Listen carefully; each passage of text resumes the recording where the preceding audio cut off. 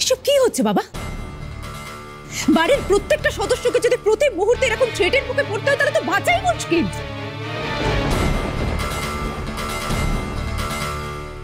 আরে অদ্ভুত কথা বলছো তো তুমি বড় বৌদি।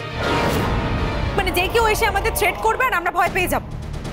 না, কিন্তু কিছু একটা মারাত্মক রকম ভয় তো দেখিয়েছে নিশ্চয়ই একলব্যকে, তাই না? কারণ একলব্যর মতো ছেলে এইভাবে ঘাড় গুজে চুপ করে তো অন্যায় মেনে নেওয়ার কথা নয় ওর, তাই না?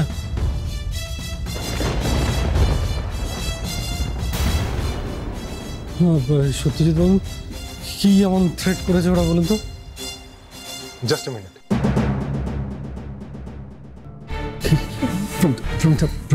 শোনো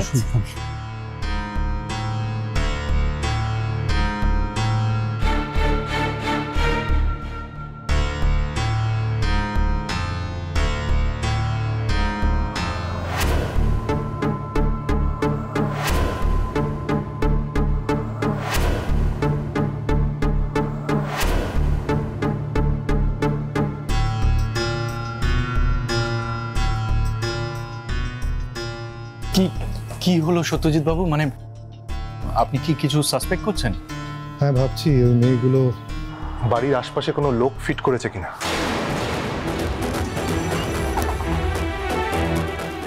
কেন? হতেই পারে একলব্যকে ব্ল্যাকমেল করছে।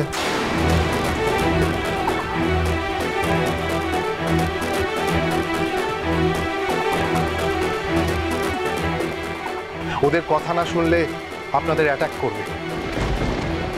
হতেই পারে আপনারা হয়তো এই মুহূর্তে গান পয়েন্টে আছেন।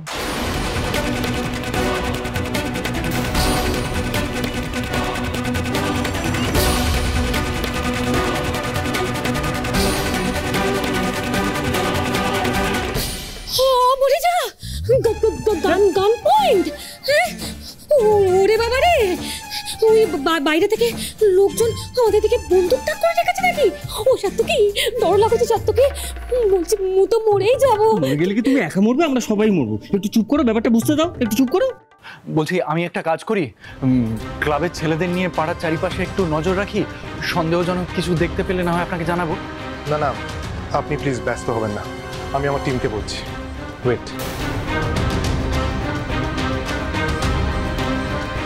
হ্যালো, ভালো করে আমার কথাটা শোনো। একটা সাদা পোশাকের টিম পাঠাও। বোস বাড়ির চারপাশটা সার্চ করতে হবে। সন্দেহজনক কিছু দেখলেই আমায় জানাবে। কিছু স্নাইপার টাইপার দেখতে পেলেই জানাবে। আমার ধারণা বিল্ডিং এর ওপর থেকে এই বাড়ির লোকেদের গান পয়েন্টে রাখা হয়েছে। আর একটা কথা, আন্ডার কনস্ট্রাকশন বিল্ডিংগুলো আশপাশে যেগুলো আছে ওইগুলোকেও ভালো করে সার্চ করতে হবে। আর বোন স্কোয়াডকে খবর দাও। ওকে।